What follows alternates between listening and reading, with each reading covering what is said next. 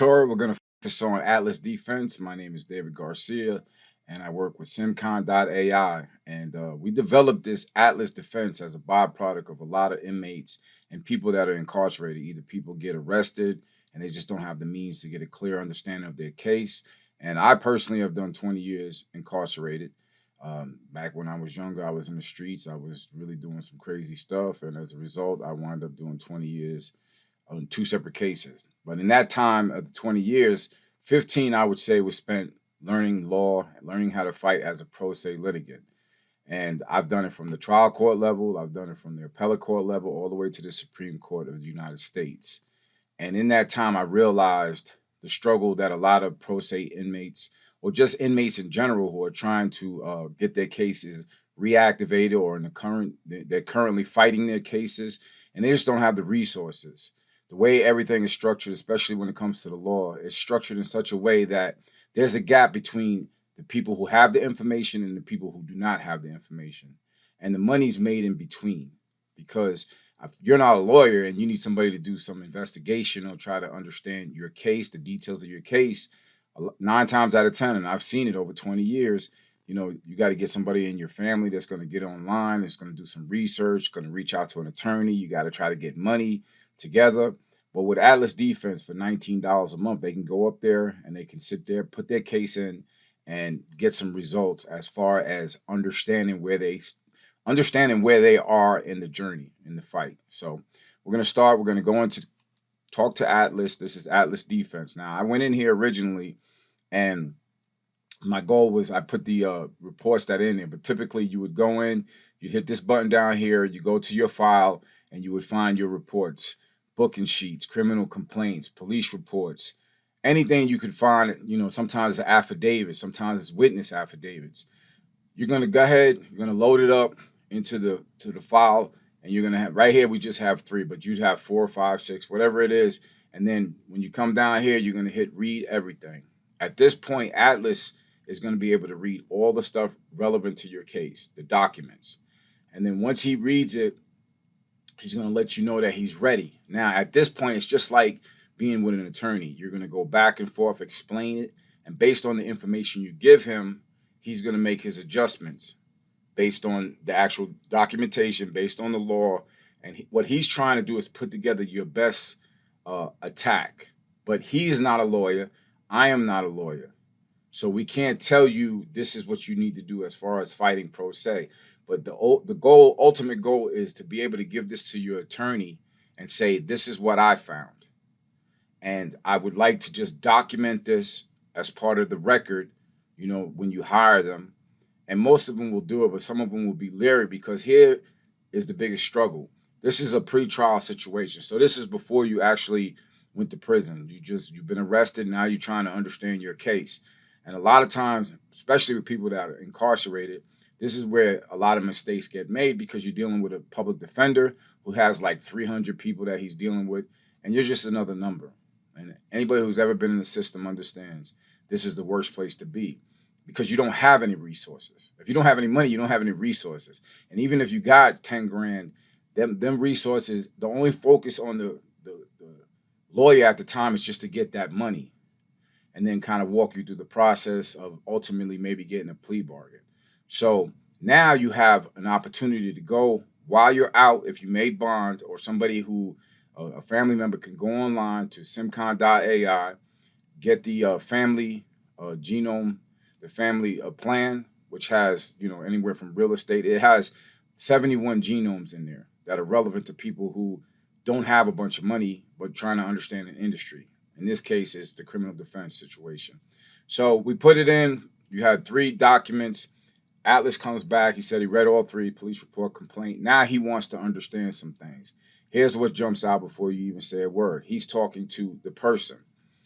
Then you can come down here and give their statement, which we have the statement, and we're going to put the statement in now. It's a preloaded statement just to get him going, so you get a good understanding. You have to just be as honest as you can with him. So I'm going to put the actual statement that I had prepared early, just so you get an understanding. So now he's going to read the statement. I was just walking home from my girlfriend's place. It wasn't even that late. Typical, interaction between a lawyer and, a plaintiff or defendant in this case. And remember, he's not an attorney. I'm not an attorney. The goal of this is not to give you say like, this is what you should fight. This is how you should fight. It's giving you information so you have a better understanding how to go about it with the lawyer. And so again, this is the pre-trial phase. So right now, all you're trying to do is put all your ducks in a row that if something goes south, you're ready for the appellate court process. And 99% of the people that's out there don't even have this situation. They don't have this resource at their disposal. Just to be able to go, what time was it when you got arrested?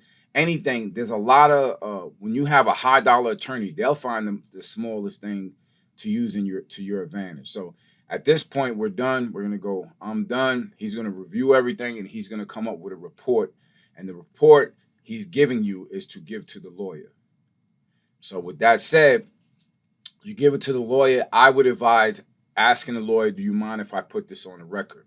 Because if he says to argue, if Atlas is like, you should talk to the lawyer, some of the things are open, and Atlas comes up with an angle that he refuses to argue, and later it finds out to be a winner, at least you have on the record document proof that you told him this is one of the angles that you wanted to deal with.